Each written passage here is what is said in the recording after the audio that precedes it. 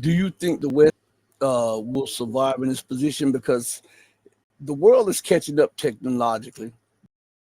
As a matter of fact, the Chinese have surpassed the United States in a whole plethora of things that the United States wants. And they are now the economic engine of the world. They are the manufacturing hub of the world. They have the largest currency reserves in the world. They have some of the largest gold and silver reserves. They've opened up every institutions that counter what was once dominated by the United States and the West. They've countered the IMF. They've countered the World Bank. They've countered the London and New York gold and stock exchanges. They have their own trading bourses. They're now doing, I think, 97% trade with Russia and the yuan and the ruble. They have now started doing more trade with the large trading bloc in the world, which is ASEAN, using the yuan. They're also using the yuan in one of the largest trading blocks in the world, which is in Africa. And they say that Africa is now being positioned as the manufacturing hub for China. The same way the United States moved industry to China, China is doing some of that across Africa. How do you think that this will fare with Europe, which has little to no resources, and the United States, which is now in a debt spiral, the likes of which we've never seen before? And even though it is rich in minerals, to tap the minerals now costs an exorbitant amount of money, which the United States no longer has.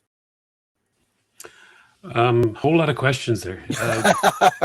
In an area that I'm not that great on, which is economics, or global economics at least, except in the geopolitical sense of, you asked whether or not the West will survive this political shift from a unipolar hegemony of the United States being on top, mainly because of 1991, the fall of the Soviet Union.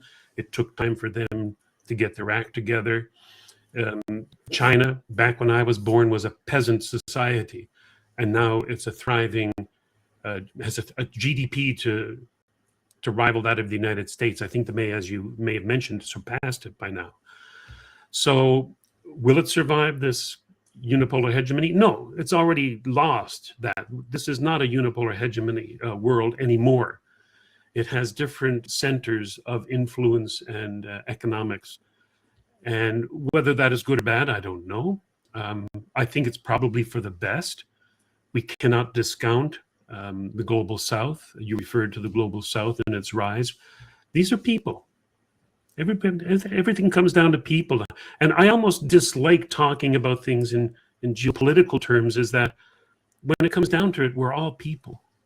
And if you travel throughout the world and you meet the people, all they want, doesn't matter where they are, all they really want is to have their family brought up in peace, to be able to thrive and flourish. And unfortunately, a lot of them are embroiled in the machinations of their gangster thugs in power.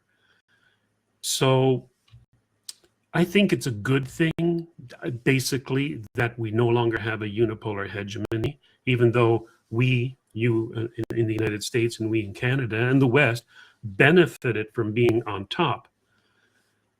I don't know that we have to be on top. Why can't we just get along, with our friends in the global south? Now, I'll give you a personal example, not for me personally, but for a friend of mine. Here, I live in New Brunswick, the province of New Brunswick in Canada. When the COVID happened and the tyranny happened, he and his wife just up and left. They got on the last plane out of here before they had to have that. I'm mindful of some of the things I have to say because I know where you post your stuff. And they went to Ecuador. It's one of the 3 easiest countries to get in and get a permanent residency or even citizenship later on. Panama being the easiest, then there's Costa Rica, and then Ecuador, I think, if I don't have that mixed up. And they love it there. They are free from all of the nonsense that is going on in this country. This is a godforsaken country. It really is. And if anybody wants to read my real thoughts on this, you can go to my Substack, Robert Vaughan, at Substack, where I posted about a lot of what we've been talking about, Rashim. A lot about how we're products of the milieu that we grow up into, and the culture that we grow up into. But he went down to Ecuador, him and his wife, and I talked to them frequently. As a matter of fact, I just did an interview with them, if people can see that on justraightmedia.org, where they talk about the healthcare down there being far superior than what they left behind in this country. Where he just posted the other day a Christmas parade, and it was friendly. Right? There was no violence going on, no bollards in the street to stop trucks going in, blowing up the place. A helicopter came overhead and dropped confetti on everybody as they had the floats of the nativity going down the street. And he said, this is wonderful. I can participate or not, it doesn't matter. But I'm not out there trying to destroy it or denigrate the culture that has stood the test of time in this country, a country long older than Canada. So will the West as a collective survive? Yeah, I think we'll survive. We don't have to be on top. We just have to think of ourselves as individuals, as people, as Chinese, as Japanese, as Ecuadorians, as Americans, Canadians, British, German, Russians, Ukrainians, and that we want the same thing, which is peace and to flourish as individuals. At least that's the majority of us want that. And I think we understand through shows like yours and social media that we're being really sold a bill of goods by our politicians. And we have to be critical and really hold their feet to the fire and throw the bums out if they're not following an objective reality where there are objective truths and an objective morality. So, yeah, we'll survive. People, I have great sense of hope for people because we survive. Look at what happened in World War II, the devastation. Japan survived, Tokyo survived, Dresden survived. Well, except for those who killed, they all rebounded as a nation, as a people, and recovered. So yeah, we'll survive.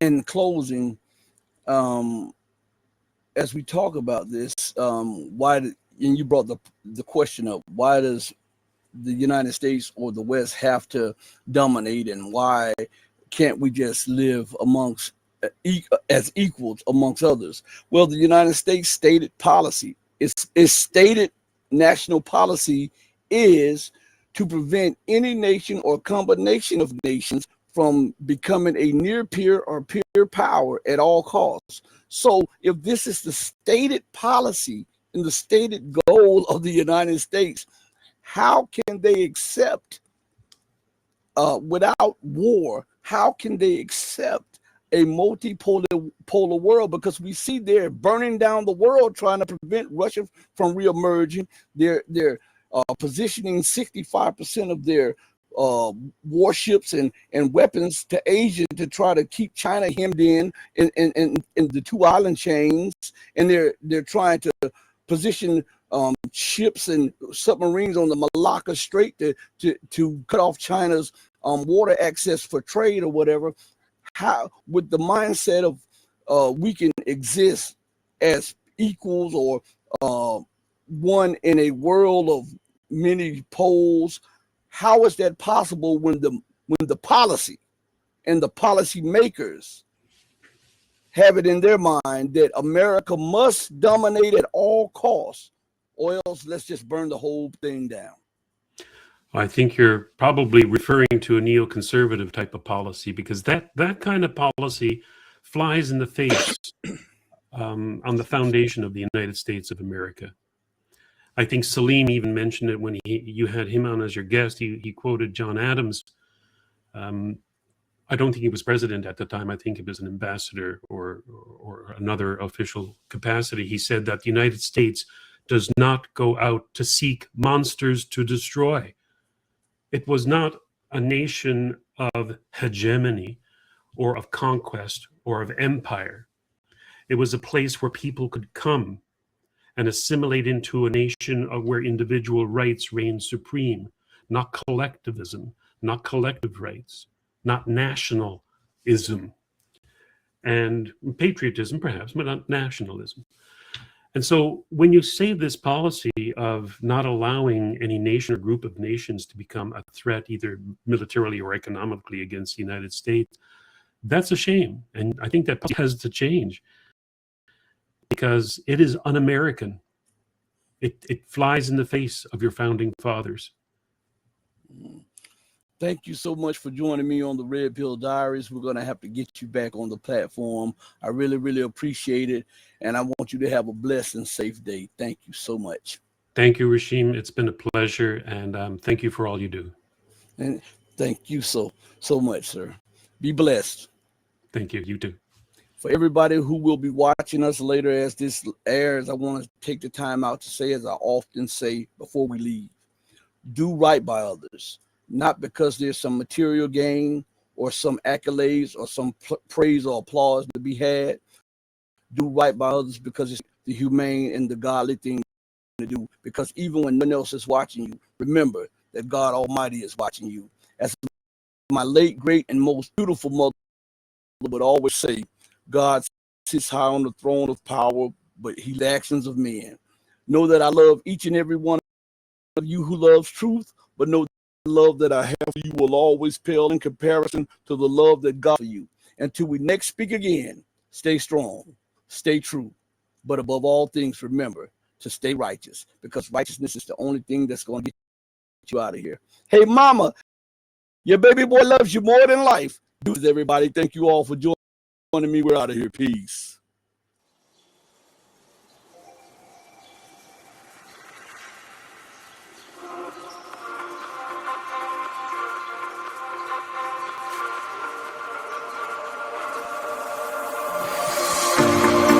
Told you to walk away. That was my first and last mistake. I'm blue without your face.